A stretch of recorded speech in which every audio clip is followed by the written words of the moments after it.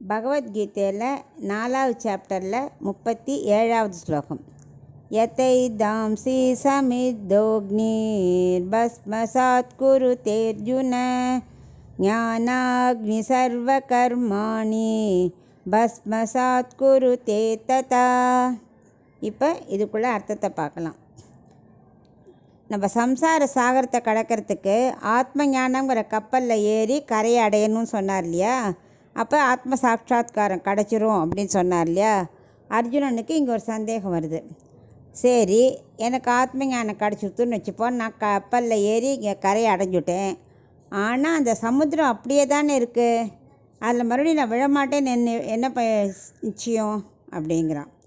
அது மட்டும் இல்லை, இன்னொரு சந்தேகம் வேறு இருக்குது. ஏன்னா நம்ம செஞ்ச பாவத்தை அனுபவித்து தானே கழிக்க முடியும். எத்தனை ஜென்மம் எடுத்தாலும், கோடி கோடி ஜென்மம் எடுத்தாலும் நம்ம பாவத்தை கழிச்சுட்டு தானே நம்ம போக முடியும் அப்படின்னு சாஸ்திரம் சொல்கிறது. அப்படி இருக்கும்போது ஒரு ஞானங்கிற கப்பலில் ஏறி கரையை அடைஞ்சிட முடியுமா? ஆத்மா சாஸ்திரம் கிடச்சிருமா அப்படின்னு அவனுக்கு ஒரே கவலை, மறுபடியும் ஒரு சந்தேகம். அதுக்கு இப்போ கண்ணன் தீர்த்து வைக்கிறார். இப்போது ஒரு நெருப்பு எரியிறதுன்னு வச்சுக்கோ.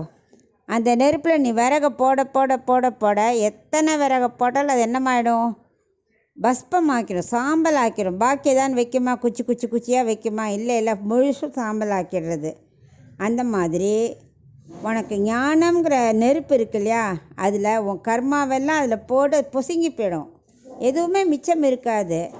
அப்படி இருக்கும்போது நீ எப்படி மறுபடியும் வந்து பரப்ப? அந்த ஆத்ம ஞானம் ஏற்படலைன்னு வச்சுக்கோ, அவள் மறுபடியும் பிறந்து தான் பாவத்தை அனுபவிக்கணும், புண்ணியத்தை அனுபவிக்கணும், என்னென்ன பண்ணியிருக்காளோ. ஏன்னா அவளுக்கு ஆத்ம ஞானம் சித்திக்கலை. ஸோ அவள் பிறந்துட்டே தான் இருப்பாள். ஆனால் ஆத்ம ஞானம் கிடச்சிருத்துன்னா அந்த ஒரு நெருப்பே அனாதி காலமாக நம்ம சேர்த்து வச்ச பாவத்தை எரிச்சிரும். எரிக்கிறது மட்டும் இல்லை, கம்ப்ளீட்டாக அழிச்சிரும், எதுவுமே மிச்சம் இருக்காது. பாவ புண்ணியமும் எல்லாம் கழிஞ்சிரும். ஏன்னா அவங்க கேட்குற உடனே புண்ணியம் பாவம் கழிஞ்சால் பரவாயில்ல, புண்ணியமும் சேர்ந்து கழிஞ்சிருமே அப்படிங்கிறான். என்ன அர்ஜுனா, அது ரெண்டும் கழிஞ்சால் தானே நம்ம மோட்சத்தையே அடைய முடியும். ஆத்ம சாட்சாத்காரம் எப்போ கிட்டும்? பாவ புண்ணியம் ரெண்டையும் கழிச்சாதானே. ஸோ இந்த ஆத்ம ஞானம் கிடச்சவனுக்கு அந்த நெருப்பில் எப்படி எல்லாத்தையும் போட்டால் பஸ்மம் ஆகிடுறதோ, அதை மாதிரி நம்மளோட பாவங்கள் எல்லாம் அழிஞ்சு நமக்கு ஆத்ம சாட்சாத்காரம் கிடச்சி மோட்சமே அடைஞ்சிருவோம் அப்படின்னு இதான் ஆத்ம ஞானத்துக்குள்ள பெருமையே அப்படின்னு அவர் சொன்னார். ஆண்டாள் கூட சொல்லியிருக்காளே, தீயில் தூசாகும், எல்லாம் தீயில் போட்ட பஞ்சு போட்டால் எப்படி பொசுக்கி போயிடுமோ அது மாதிரி நம்ம புண்ணியம் பாவம் எல்லாம் பொசுக்கி போயிடும் அப்படின்னு ஆத்ம ஞானத்தோட பெருமையை எடுத்து சொல்கிறார்.